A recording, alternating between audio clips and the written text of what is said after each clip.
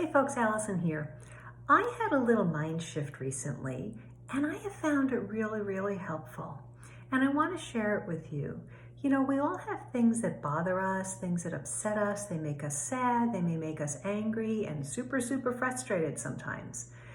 And I stopped and I thought about it. And I think, sometimes things are objectively bad, but more often than not, they're simply displeasing to me. And I needed to look at that and realize, like, for instance, I don't like rain. I hate cloudy days, but I recognize they're needed. We need rain, obviously. I don't like snow. In fact, I hate snow. It's pretty when it first comes down. And yes, you may have a snow day, but when it hangs around and gets dirty, I can't stand it. And yet many people that I love very much love snow. They get so excited, they strap themselves to 2 sticks and they hurl themselves down mountains. They get so excited about snow. I'm not one of them. I'll never understand that. And yet I can see that, we need to kind of roll with these things, because what's displeasing to me may be wonderful for somebody else, and vice versa. I am not the center of the universe. So when I recognize that and say, you know what, this isn't all about me, and there are certain things that I do need to bear with, and I need to find the good in. All right, something that may be bad for me may be very good for somebody else.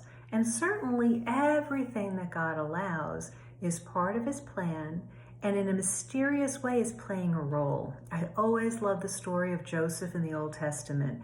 He's sold into slavery by his brothers out of jealousy. He's framed and sent to jail in Egypt. And he encounters someone there and he interprets that guy's dream. And when that guy gets released from jail, he says, please tell Pharaoh about me. And the guy forgets for 2 years until Pharaoh has a dream that's very troubling to him. He says, I forgot to tell you. There was this guy in prison, Joseph, and he interpreted my dream. So Joseph was released, interpreted the dream for Pharaoh that there was a coming famine. He was put in charge of Pharaoh's household and all of Pharaoh's affairs, and he saved grain and he saved the people. Now, his family would have been starving, and they came and he was able to save the Jewish people from famine because of what had happened to him. So we may not always see why something connects that way, but I think we need to think about things and say, all right, there are terrible things that happen, obviously, terrible injustices. And I'm not talking necessarily about them, but more often those things that happen on a daily basis, even those things that happen, bigger things, catastrophes, things that go on in the world, they may be bad, but we can look and say, what good is here for me? We're going right now through the whole coronavirus, crisis in our country. We're going through quarantine and a lot of fear and a lot of anxiety. And yet we need to look and say, what is the good that can come out of this? It's very displeasing to most of us to be cooped up and not to have freedom, and to be fearful and not to be able to receive the sacraments. It's very displeasing.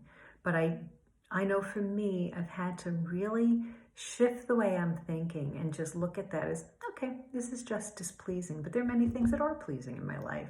So I hope that's helpful for you.